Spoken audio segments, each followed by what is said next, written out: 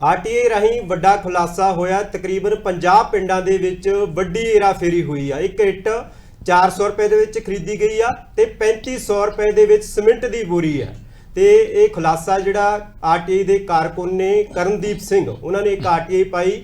ਸਾਲ 2017 ਤੋਂ 2021 ਦੇ ਵਿੱਚ ਜਿਹੜੇ ਪਿੰਡਾਂ ਦੇ ਵਿੱਚ ਵਿਕਾਸ ਕਾਰਜ ਹੋਏ ਨੇ ਉਹਨਾਂ ਦੇ ਵਿੱਚ ਵੱਡਾ ਘੁਟਾਲਾ ਹੋਇਆ। ਆਰਟੀਆਈ ਦੇ ਰਾਹੀਂ ਇਹ ਖੁਲਾਸਾ ਹੋਇਆ ਕਿ ਇੱਕ ਇੱਟ ਜਿਹੜੀ ਉਹ 400 ਰੁਪਏ ਦੇ ਵਿੱਚ ਖਰੀਦੀ ਗਈ। ਸਾਲ 2017 ਤੇ 18 ਦੌਰਾਨ ਸੀਮੈਂਟ ਦੀ ਬੋਰੀ 3500 ਰੁਪਏ ਦੇ ਵਿੱਚ ਖਰੀਦੀ ਗਈ। 52,500 ਰੁਪਏ ਦਾ ਬਿੱਲ ਪਾਇਆ ਗਿਆ। ਇਸੇ ਤਰ੍ਹਾਂ ਸਾਲ 2019 ਤੇ 2020 ਦੇ ਵਿੱਚ ਇੱਕ ਇੱਟ ਜਿਹੜੀ ਉਹ 400 ਰੁਪਏ ਦੇ ਵਿੱਚ ਖਰੀਦੀ ਗਈ ਤੇ ਵੱਡਾ ਜਿਹੜਾ ਘੁਟਾਲਾ ਜਿਹੜਾ ਉਹ ਸਾਹਮਣੇ ਆ ਰਿਹਾ। ਕਰਨਦੀਪ ਸਿੰਘ ਨੇ ਆਰਟੀਆਈ ਕਾਰਕੁਨ ਨੇ ਉਹਨਾਂ ਨੇ ਆਰਟੀਆਈ ਪਾਈ। ਜਦੋਂ ਆਰਟੀਆਈ ਆਈ ਤਾਂ ਵੱਡੀਆਂ ਪਰਤਾਂ ਖੁੱਲੀਆਂ ਨੇ। ਹੁਣ ਇਸ ਕਾਪਲੇ ਦੇ ਵਿੱਚ ਕਿਹੜੇ-ਕਿਹੜੇ ਲੋਕ ਸ਼ਾਮਲ ਨੇ, ਕਿਹੜੇ-ਕਿਹੜੇ ਅਧਿਕਾਰੀ ਮੌਜੂਦ ਦੇ ਵਿੱਚ ਮਿਲੇ ਹੋਏ ਨੇ ਤਾਂ ਕਿ ਇੰਨਾ ਵੱਡਾ ਘੁਟਾਲਾ ਹੋਇਆ। ਸਾਡੇ ਨਾਲ ਕਰਨਦੀਪ ਸਿੰਘ ਵੀ ਜੁੜੇ ਨੇ, ਮੇਰੇ ਨਾਲ ਮੇਰੇ ਸਹਿਯੋਗੀ ਨਵਜੋਤ ਸਿੰਘ ਧਾਲੀਵਾਲ ਵੀ ਇਸ ਚਰਚਾ ਦੇ ਵਿੱਚ ਮੌਜੂਦ ਨੇ। ਵੱਡੀ ਖਬਰ ਤੁਹਾਡੇ ਨਾਲ ਸਾਂਝੀ ਕਰ ਰਹੇ ਹਾਂ, ਪੰਜਾਬ ਦੇ ਨਾਲ ਜੁੜੀ ਹੋਈ ਆ। ਗਿੱਦੜਬਾਹਾ ਦੇ ਵਿੱਚ ਇਹ ਘੁਟਾਲਾ ਹੋਇਆ ਹੈ। ਘੁਟਾਲੇ ਦੀਆਂ ਪਰਤਾਂ ਹੁਣ ਹੌਲੀ-ਹੌਲੀ ਖੁੱਲਣਗੀਆਂ। ਕਿਹੜੇ-ਕਿਹੜੇ ਲੋਕ ਇਸ ਘੁਟਾਲੇ ਦੇ ਵਿੱਚ ਜੁੜੇ ਹੋਏ ਨੇ, ਕਿਹੜੇ-ਕਿਹੜੇ ਲੋਕ ਇਸ ਘੁਟਾਲੇ ਦੇ ਵਿੱਚ ਲਿਪਤ ਨੇ, ਇਹ ਹੁਣ ਆਰਟੀਆਈ ਦੇ ਰਾਹੀਂ ਖੁਲਾਸਾ ਹੋਵੇਗਾ। ਜਦੋਂ ਅੱਗੇ ਜਾਂਚ ਬੈਠੇਗੀ ਤਾਂ ਫਿਰ ਸਭ ਫੜੇ ਜਾਣਗੇ। ਸਾਡੇ ਨਾਲ ਕਰਨਦੀਪ ਸਿੰਘ ਵੀ ਜੁੜੇ ਨੇ। ਕਰਨਦੀਪ ਸਿੰਘ, ਤੁਸੀਂ ਨੇ ਆਰਟੀਆਈ ਰਾਹੀਂ ਜਿਹੜਾ ਇਹ ਖੁਲਾਸਾ ਕੀਤਾ ਹੈ, ਕਿਸ ਤਰ੍ਹਾਂ ਦਾ ਖੁਲਾਸਾ ਹੋਇਆ, ਕਿਹੜੀਆਂ-ਕਿਹੜੀਆਂ ਚੀਜ਼ਾਂ, ਕਿਹੜੀਆਂ-ਕਿਹੜੀਆਂ ਖਾਮੀਆਂ ਨੇ ਜਿਹੜੀਆਂ ਸਾਹਮਣੇ ਆਈਆਂ ਨੇ? ਹਾਂਜੀ ਸਰ, ਮੈਂ ਕਰਨਦੀਪ ਸਿੰਘ ਸਾਨੂੰ ਪਿੱਪਲ ਸਿੰਘ ਪਿੰਡ ਰੋੜਾਵਾਲ ਤੋਂ ਬੋਲ ਰਿਹਾ ਜੀ। ਮੈਂ ਇੱਕ ਆਰਟੀ ਪਾਈ ਸੀਗੀ ਗਿੱਦੜਬਾਹਾ ਬਲਾਕ ਦੀ ਕਰੀਬ 2-2.5 ਮਹੀਨੇ ਪਹਿਲਾਂ, ਜਿਹਦਾ ਕੁਛ ਰਿਕਾਰਡ ਮੈਨੂੰ ਉਹਦਾ ਦਿੱਤਾ ਗਿਆ, ਕੁਛ ਰਿਕਾਰਡ ਮੈਨੂੰ ਨਹੀਂ ਦਿੱਤਾ ਗਿਆ ਉਹਦਾ। ਜਿਹਦੇ ਵਿੱਚ ਇੱਕ ਸੀ semi skilled. Sir semi skilled ਉਹ ਹੁੰਦਾ ਜਿਹੜੇ ਮਿਸਤਰੀ ਨਰੇਗਾ ਦੇ ਵਿੱਚ ਕੰਮ ਕਰਦੇ ਆ ਜੀ। ਸਾਲ 'ਚ 365 ਦਿਨ ਹੁੰਦੇ ਆ ਤਾਂ ਉਹ ਮਿਸਤਰੀ 1174 ਦਿਨ ਕੰਮ ਕਰੀ ਜਾਂਦੇ ਇੱਕ ਸਾਲ ਦੇ ਵਿੱਚ।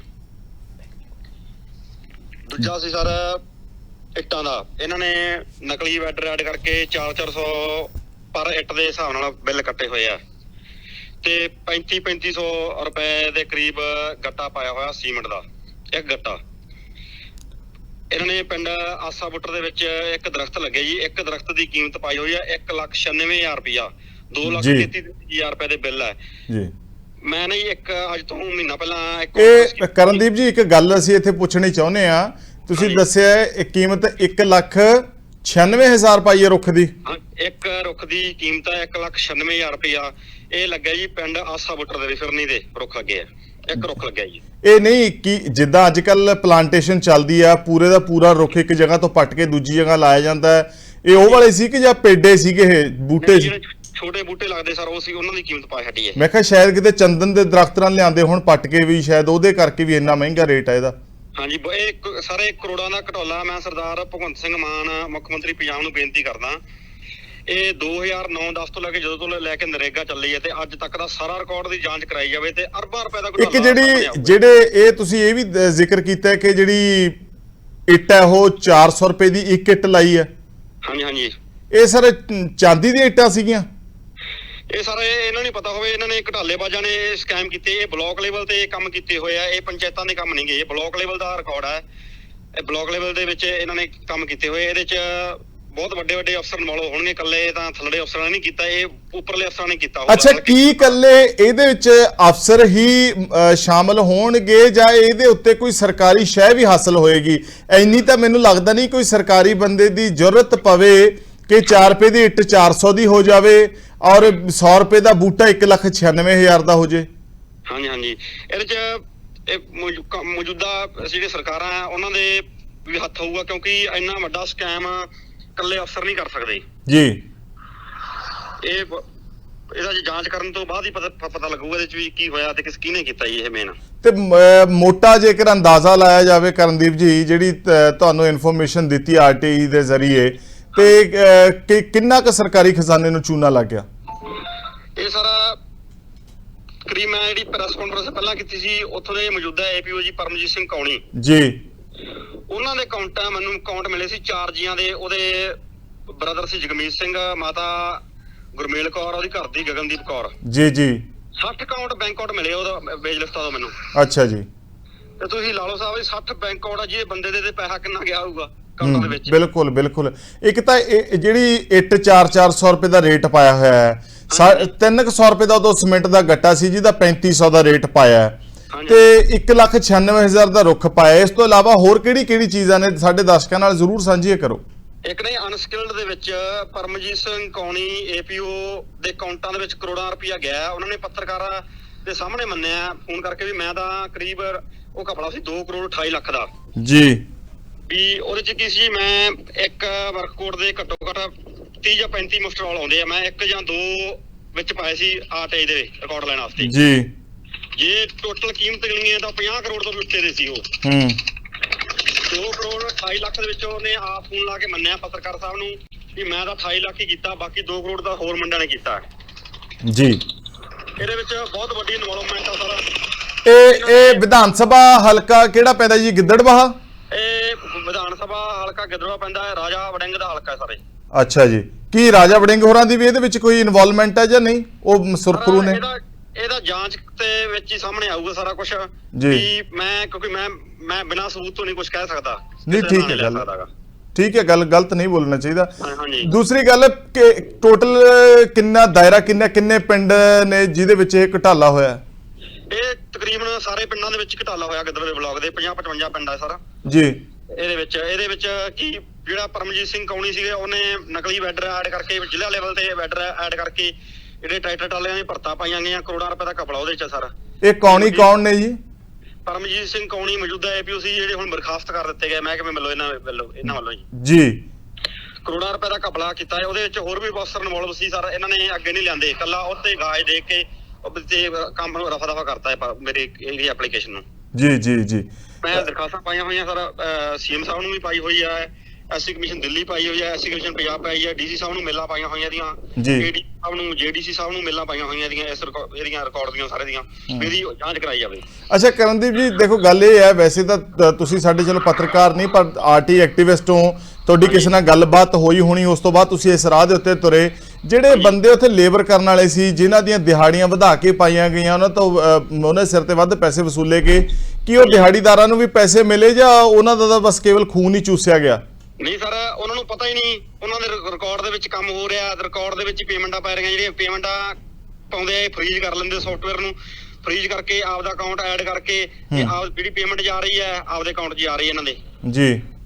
ਇਹ ਅਕਾਊਂਟ 'ਚ ਜਾ ਰਹੀ ਸਾਰੇ ਇਹਨਾਂ ਦੇ ਜਿਹੜੇ ਆਪਦੇ ਅਕਾਊਂਟ ਬਣਾਏ ਹੋਏ, ਆਪਦੇ ਅਕਾਊਂਟਾਂ ਦੇ ਵਿੱਚ ਪੇਮੈਂਟਾਂ ਜਾ ਰਹੀਆਂ ਸਾਰੀਆਂ ਦੇ। ਜੀ।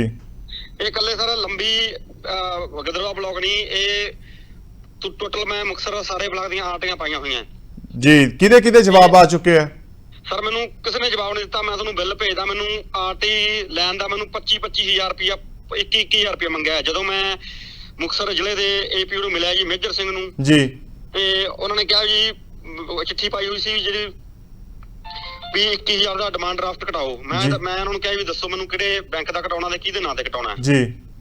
ਉਹਨਾਂ ਨੇ ਮੇਰੇ ਸਾਹਮਣੇ ਮੇਰੇ ਕੋਲੇ ਉਹਨਾਂ ਨੇ ਫੋਨ ਲਾ ਲਿਆ ਜੀ, ਮੌਜੂਦਾ ਜਿਹੜਾ ਵੀਡੀਓ ਸਾਹਿਬ ਆ, ਹਾਂਜੀ, ਉਹ ਕਹਿੰਦੇ ਮੇਰੇ ਨਾਂ ਦੇ ਨਾ ਕਟਾਈ। ਉਹਨੇ DDPO ਸਾਹਿਬ ਨੂੰ ਫੋਨ ਲਾਇਆ, ਉਹਦਾ ਮੇਰੇ ਨਾਂ ਦੇ ਨਾ ਕਟਾਈ। ਮਤਲਬ ਡਰ ਰਹੇ ਆ ਵੀ ਕੋਈ ਜਿਹੜਾ ਘੁਟਾਲਾ ਸਾਹਮਣੇ ਨਾ ਆ ਜਾਵੇ। ADC ਸਾਹਿਬ ਨੂੰ ਫੋਨ ਲਾ ਲਿਆ, ਇਹ ਮੇਰੇ ਨਾਂ ਦਾ ਨਾ ਕਟਾਈ। ਸਰ ਮੈਂ ਕਿਹਾ ਦੱਸੋ ਤੁਸੀਂ, ਮੈਂ ਜਦੋਂ ਤੁਸੀਂ ਮੈਨੂੰ ਚਿੱਠੀ ਪਾਤੀ ਕਹਿੰਦਾ ਮੇਰੇ ਤੋਂ ਪੇਮੈਂਟ ਲੈ ਲਓ, ਮੈਨੂੰ ਰਸੀਦ ਦੇ ਦਿਓ, ਮੈਨੂੰ ਰਿਕਾਰਡ ਦੇ ਦਿਓ। ਜੀ। ਨਾ ਤਾਂ ਮੈਨੂੰ ਸਾਰਾ ਮੇਰੇ ਤੋਂ ਪੇਮੈਂਟ ਲੈਂਦੇ ਆ, ਨਾ ਹੀ ਮੇਰੇ ਤੋਂ ਡਿਮਾਂਡ ਡਰਾਫਟ ਲੈਂਦੇ ਆ। ਅੱਛਾ, ਤੁਸੀਂ ਕਹਿ ਰਹੇ ਹੋ ਕਿ ਬਿਨਾਂ ਸਬੂਤਾਂ ਤੋਂ ਮੈਂ ਬੋਲਣਾ ਨਹੀਂ, ਪਰ ਅਨੁਮਾਨ ਕੀ ਕਹਿੰਦਾ ਹੈ ਕਿ ਕਿਹੜੇ ਪੱਧਰ ਦੇ ਸਰਕਾਰੀ ਅਧਿਕਾਰੀ ਤੇ ਕਿਹੜੇ ਪੱਧਰ ਦੇ ਲੋਕਾਂ ਦੇ ਚੁਣੇ ਹੋਏ ਨੁਮਾਇੰਦੇ, ਮਿਸਾਲ ਦੇ ਤੌਰ ਤੇ ਮੰਤਰੀ, ਸੰਤਰੀ, ਵਿਧਾਇਕ ਇਹਦੇ ਵਿੱਚ ਇਹਦੇ ਦਾਇਰੇ ਦੇ ਵਿੱਚ ਆ ਸਕਦੇ ਜੇ ਸਹੀ ਜਾਂਚ ਹੋਵੇ? ਹਾਂਜੀ, ਇਹ ਆ ਸਕਦੇ ਆ। ਇਹਦੇ ਵਿੱਚ ਮੰਤਰੀ ਸੰਤਰੀ ਵੀ ਆ ਸਕਦੇ ਆ। ਜ਼ਿਆਦਾਤਰ ਤਾਂ ਇਹਦੀ ਇਨਵੋਲਵਮੈਂਟ ਇੱਥੋਂ ਦੇ ਮੌਜੂਦਾ ਅਫਸਰਾਂ ਦੀ ਆ ਜੀ। ਜਿਹੜੇ ਨਰੇਗਾ ਦੇ ਵਿੱਚ ਕੰਮ ਕਰਦੇ ਆ, ਇਹਨਾਂ ਨੂੰ ਫੜਨਾ ਬਹੁਤ ਸੌਖਾ ਜੇ ਜਿਹੜੇ ਮੌਜੂਦਾ ਅਧਿਕਾਰੀ ਕੰਮ ਕਰ ਰਹੇ ਆ ਜੀ। ਆਧਾਰ ਕਾਰਡ ਲੈ ਕੇ ਉਹਨਾਂ ਦੇ ਤੇ ਉਹਨਾਂ ਪਰਿਵਾਰਾਂ ਦਾ ਬੈਂਕ ਅਕਾਊਂਟ ਜਿਹੜੇ ਚੈੱਕ ਕਰਾਏ ਜਾਣ ਸਾਰੇ ਜੀ, ਸਾਰਾ ਕੁਝ ਹੀ ਸਾਹਮਣੇ ਆ ਜਾਊਗਾ ਟੋਟਲ ਪੰਜਾਬ ਦਾ। ਠੀਕ ਹੈ ਜੀ। ਪੇਮੈਂਟਾਂ ਜਾ ਰਹੀਆਂ ਇਹਨਾਂ ਦੇ ਅਕਾਊਂਟਾਂ 'ਚ ਜਾ ਰਹੀਆਂ, ਬਾਹਰ ਨਹੀਂ ਜਾ ਰਹੀਆਂ ਕਿਤੇ ਇਹ ਜੀ। ਕਰਨਦੀਪ, ਜਿਸ ਤਰ੍ਹਾਂ ਤੁਸੀਂ ਕਹਿ ਰਹੇ ਹੋ ਕਿ ਅਫਸਰ ਮਿਲੇ ਹੋਏ ਨੇ, ਹੋਰ ਅਧਿਕਾਰੀ ਮਿਲੇ ਹੋਏ ਨੇ, ਤੇ ਦੂਜੇ ਪਾਸੇ ਜਿੱਥੋਂ ਇਹ ਸੀਮੈਂਟ ਆਇਆ, ਇੱਟਾਂ ਆਈਆਂ, ਕਿ ਉਹਨਾਂ ਨੇ ਵੀ ਫਿਰ ਤਾਂ ਗਲਤ ਬਿੱਲ ਬਣਾਏ, ਉਹ ਵੀ ਵਿੱਚ ਫਸਣਗੇ ਸਾਰੇ?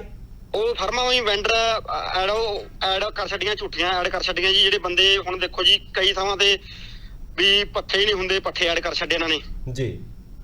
ਸਾਡੇ ਪਿੰਡ ਲੱਗਦਾ ਜੀ ਪਿੰਡ ਪਤੂਈ ਖੜਾ ਜੀ।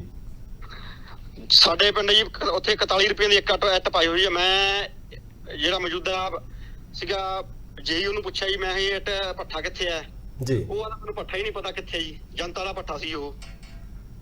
ਜੀ ਹਾਂਜੀ।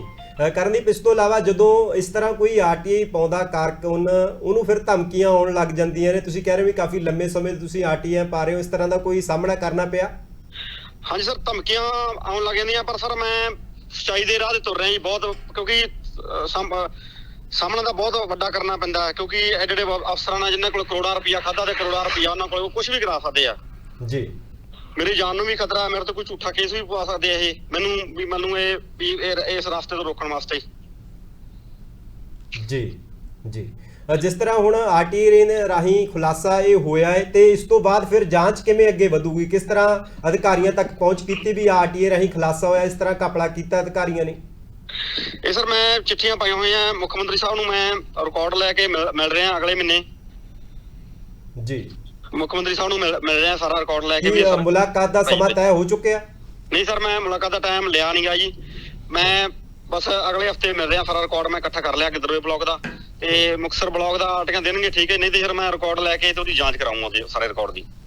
ਜੀ ਜੀ, ਬਹੁਤ ਬਹੁਤ ਧੰਨਵਾਦ। ਸੁਣਿਆ ਤੁਸੀਂ ਕਰਨਦੀਪ ਸਿੰਘ ਆਰਟੀਆਈ ਕਾਰਕੁਨ ਸਾਡੇ ਨਾਲ ਜੁੜੇ ਸੀ, ਬੜਾ ਵੱਡਾ ਖੁਲਾਸਾ ਕਰ ਰਹੇ ਨੇ। ਗਿੱਦੜਬਾਹਾ ਦੇ ਵਿੱਚ ਵੱਡਾ ਘਪਲਾ ਹੋਇਆ, ਪਰ ਤਾਂ ਉਹ ਕਹਿ ਰਹੇ ਨੇ ਕਿ ਮੁਕਤਸਰ ਜ਼ਿਲ੍ਹੇ ਦੇ ਵਿੱਚ ਹੀ ਘੁਟਾਲੇ ਹੋਏ ਨੇ। ਉਸ ਦੀਆਂ ਪਰਤਾਂ ਜਿਹੜੀਆਂ ਹੁਣ ਖੁੱਲਣ ਲੱਗੀਆਂ ਨੇ। ਹੁਣ ਘੁਟਾਲਾ ਜਿਹੜਾ ਪਹਿਲਾਂ ਗਿੱਦੜਬਾਹਾ ਦਾ ਸਾਹਮਣੇ ਆਇਆ, ਜਿੱਥੇ ਕਿ 400 ਰੁਪਏ ਦੀ ਕਿੱਟ ਖਰੀਦੀ ਗਈ ਆ, 3500 ਰੁਪਏ ਦੀ ਸੀਮਿੰਟ ਦੀ ਬੋਰੀ ਖਰੀਦੀ ਗਈ ਆ, ਮਜ਼ਦੂਰਾਂ ਦੀਆਂ ਦਿਹਾੜੀਆਂ ਵੱਧ ਕਰਕੇ ਦਿਖਾਈਆਂ ਗਈਆਂ ਨੇ।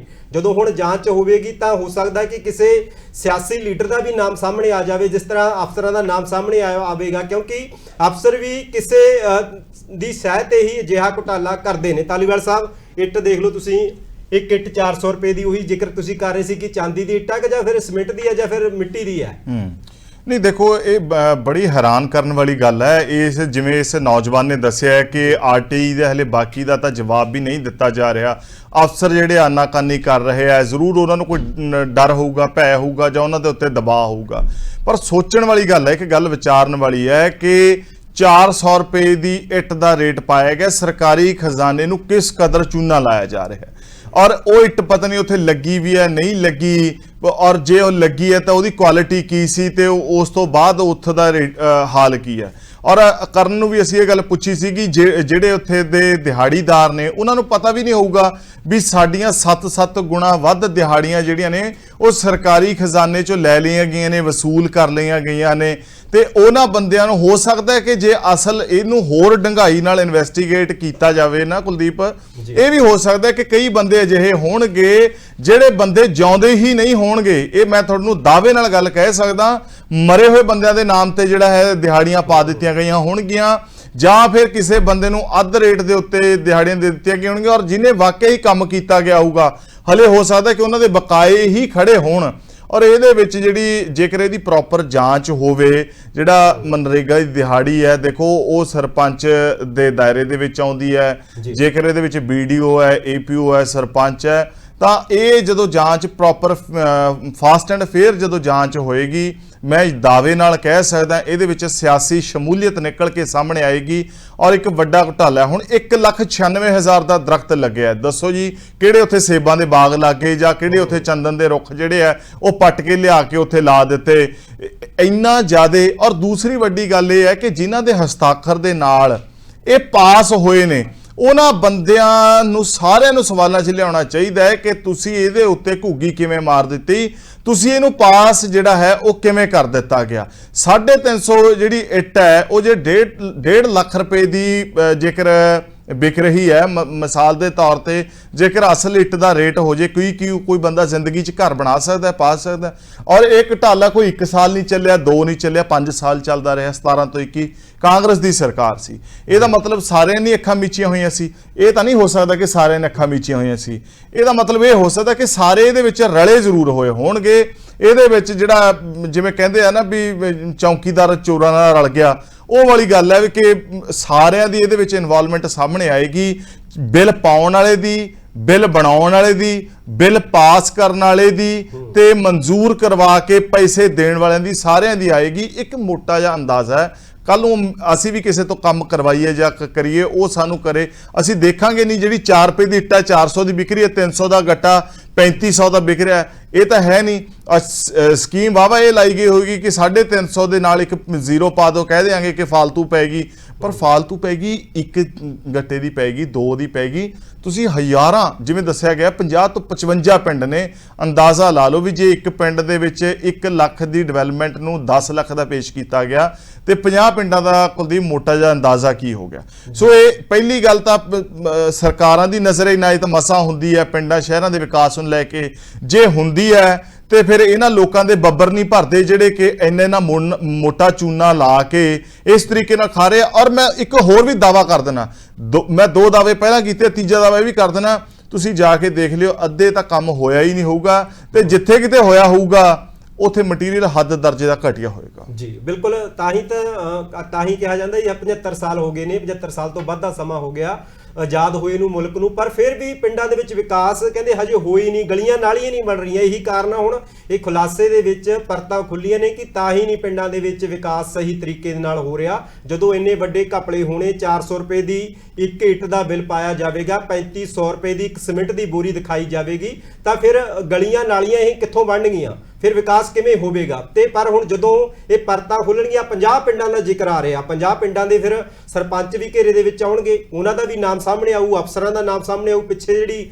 ਸਿਆਸੀ ਸਰਪ੍ਰਸਤੀ ਹੋਵੇਗੀ ਫਿਰ ਉਹ ਵੀ ਸਾਹਮਣੇ ਆਊਗੀ। ਹੁਣ ਤਾਂ ਜਾਂਚ ਤੇ ਨਜ਼ਰਾਂ ਟਿਕੀਆਂ ਨੇ ਕਿ ਹੁਣ ਸਰਕਾਰ ਇਸ ਘਪਲੇ ਦੀ ਜਾਂਚ ਕਿਸ ਤਰ੍ਹਾਂ ਕਰਾਉਂਦੀ ਹੈ। ਧਾਲੀਵਾਲ ਸਾਹਿਬ, ਕੀ ਲੱਗਦਾ ਕਿ ਖੁੱਲਣਗੀਆਂ ਪਰਤਾਂ, ਹੋਵੇਗੀ ਸਹੀ ਜਾਂਚ? ਜਿਸ ਤਰ੍ਹਾਂ ਹੁਣ ਬੋਰੀ ਦਾ ਜ਼ਿਕਰ ਆ, ਦਰਖਤਾਂ ਦਾ ਜ਼ਿਕਰ ਆ, ਇੱਟਾਂ ਦਾ ਜ਼ਿਕਰ ਆ, ਹਲੇ ਉਹ ਵੀ ਕਾਰਕੁਨ ਨੇ ਜਿਹੜੇ ਨੌਜਵਾਨ ਕਹਿ ਰਹੇ ਨੇ ਕਿ ਹੋਰ ਵੀ ਕਈ ਪਿੰਡਾਂ ਦੇ ਵਿੱਚ ਵੱਡੇ ਘਪਲੇ ਹੋਏ ਨੇ। ਦੇਖੋ, ਜਾਂਚ ਹੋਏਗੀ ਜਾਂ ਨਹੀਂ ਹੋਏਗੀ, ਸਹੀ ਹੋਏਗੀ ਜਾਂ ਗਲਤ ਹੋਏਗੀ, ਅਸੀਂ ਇਸ ਬਾਰੇ ਨਹੀਂ ਕਹਿ ਸਕਦੇ। ਸਾਡਾ ਫਰਜ਼ ਸੀ ਇਸ ਚੀਜ਼ ਨੂੰ ਸਾਹਮਣੇ ਲੈ ਕੇ ਆਉਣਾ, ਲੋਕਾਂ ਦੀ ਨਜ਼ਰ ਦੇ ਵਿੱਚ ਲੈ ਕੇ ਆਉਣਾ। ਤੇ ਮੈਂ ਇੱਕ ਇੱਥੇ ਬੇਨਤੀ ਇਹ ਜ਼ਰੂਰ ਕਰੂੰਗਾ, ਜਿਹੜਾ ਮੁੰਡਾ ਇਹ ਆਰਟੀ ਐਕਟਿਵਿਸਟ ਹੈ, ਇਹਦੀ ਹਿਫਾਜ਼ਤ ਜ਼ਰੂਰ ਹੋਣੀ ਚਾਹੀਦੀ ਆ। ਇਹ ਹਰ ਹਿੱਲੇ ਮਹਿਫੂਜ਼ ਰਹਿਣਾ ਚਾਹੀਦਾ ਹੈ। ਕੋਈ ਸ਼ਰਾਰਤੀ ਅਨਸਰ ਜਿਹੜੇ ਆ ਉਹ ਕੋਈ ਅਜਿਹੀ ਹਰਕਤ ਨਾ ਕਰਨ ਜਿਹਦੇ ਕਰਕੇ ਕੋਈ ਉਹਦਾ ਨੁਕਸਾਨ ਹੋਵੇ, ਕੋਈ ਹਰਜਾਨਾ ਉਹਨੂੰ ਭਰਨਾ ਪਵੇ, ਕਿਉਂਕਿ ਜਿਸ ਤਰੀਕੇ ਨਾਲ ਉਹਨੇ ਖਦਸ਼ੇ ਜਤਾਏ ਆ ਕਿ ਮੈਨੂੰ ਚੁੱਪ ਕਰਾਉਣ ਲਈ, ਦਬਾਉਣ ਦੇ ਲਈ ਪਰਚੇ ਵੀ ਪਾਏ ਜਾ ਸਕਦੇ ਜਾਂ ਕੁਝ ਵੀ ਕੀਤਾ ਜਾ ਸਕਦਾ। ਇਹ ਹੁਣ ਸ਼ਾਸਨ ਪ੍ਰਸ਼ਾਸਨ ਦੀ ਜ਼ਿੰਮੇਵਾਰੀ ਬਣਦੀ ਹੈ ਕਿ ਉਹ ਬੰਦਾ ਜਿਹੜਾ ਹੈ ਉਹ ਸੁਰੱਖਿਅਤ ਰਹੇ, ਉਹ ਬੰਦਾ ਮਹਿਫੂਜ਼ ਰਹੇ। ਔਰ ਦੂਸਰੀ ਗੱਲ ਇਹ ਹੈ ਕਿ ਬਾਕੀ ਵੀ ਜਿਹੜੇ ਉਹਨੇ ਸਵਾਲ ਪਾਏ ਹੋਏ ਨੇ ਉਹਨਾਂ ਦੇ ਵੀ ਜਵਾਬ ਦਿੱਤੇ ਜਾਣ, ਕਿਉਂਕਿ ਜੇਕਰ ਕਿਸੇ ਬੰਦੇ ਦੀ ਕੋਈ ਸੋਚ ਹੁੰਦੀ ਹੈ, ਦੂਰਦ੍ਰਿਸ਼ਟੀ ਹੁੰਦੀ ਹੈ, ਜੇਕਰ ਉਹਨੇ ਇੱਕ ਆਰਟੀ ਦੇ ਜ਼ਰੀਏ ਇੰਨਾ ਵੱਡਾ ਖੁਲਾਸਾ ਕਰ ਦਿੱਤਾ ਤੇ ਉਹਦੇ ਹੋਰ ਵੀ ਨਜ਼ਰਾਂ ਦੇ ਵਿੱਚ ਕਈ ਇਦਾਂ ਦੇ ਘਟਾਲੇ ਤੇ ਘਪਲੇ ਹੋਣਗੇ।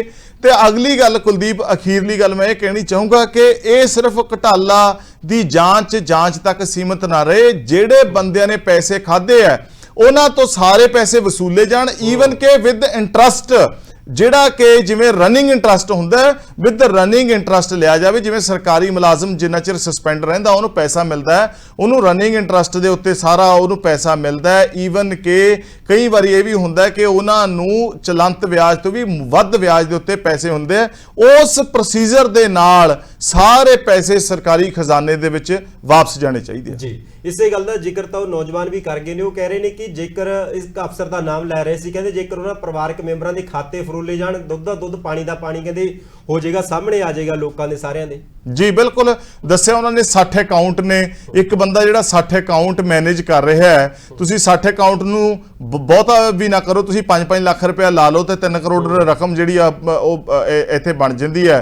ਤੇ ਕੀ ਹਾਲਾਤ ਬਣੇ ਹੋਣਗੇ ਵੀ ਇਹ ਇੱਕ ਪਾਸੇ ਸਾਰੇ ਨਗਰ ਖੇੜੇ ਦਾ ਵਿਕਾਸ ਹੋਣਾ, ਇੱਕ ਪਾਸੇ ਕੁਝ ਚੰਦ ਘਰਾਂ ਦਾ ਤੇ ਘਰਾਣਿਆਂ ਦਾ ਵਿਕਾਸ ਹੋਣਾ। ਤੇ ਇਹਨਾਂ ਲੋਕਾਂ ਨੇ ਕਦੇ ਨਹੀਂ ਰੱਜਣਾ ਤੇ ਨਾ ਹੀ ਇਹਨਾਂ ਦੀ ਕਦੇ ਨੀਅਤ ਭਰਨੀ ਆ, ਪਰ ਇਹਨਾਂ ਦੇ ਉੱਤੇ ਅਜਿਹੇ ਸ਼ਿਕੰਜੇ ਕੱਸਣੇ ਜ਼ਰੂਰੀ ਨੇ ਤੇ ਮੀਡੀਆ ਨੂੰ ਵੀ ਜਿਹੜਾ ਸਾਹਮਣੇ ਲੈ ਕੇ ਆਉਣਾ ਜ਼ਰੂਰੀ ਹੈ, ਔਰ ਤਾਂ ਜੋ ਕਿ ਇਹਨਾਂ ਦੇ ਕੱਚੇ ਚਿੱਠੇ ਖੁੱਲ੍ਹ ਸਕਣ। ਜਦੋਂ ਇਹ ਲੋਕਾਂ ਦੀ ਕਚਹਿਰੀਆਂ ਦੇ ਵਿੱਚ ਜਾਣ ਤਾਂ ਲੋਕ ਇਹਨਾਂ ਨੂੰ ਅਜਿਹੇ ਸਵਾਲ ਪੁੱਛਣ ਤਾਂ ਜੋ ਕਿ ਸਾਰੀ ਉਮਰ ਲਈ ਇਹਨਾਂ ਦੀਆਂ ਸ਼ਰਮ ਨਾਲ ਨਜ਼ਰਾਂ ਝੁਕ ਜਾਣ।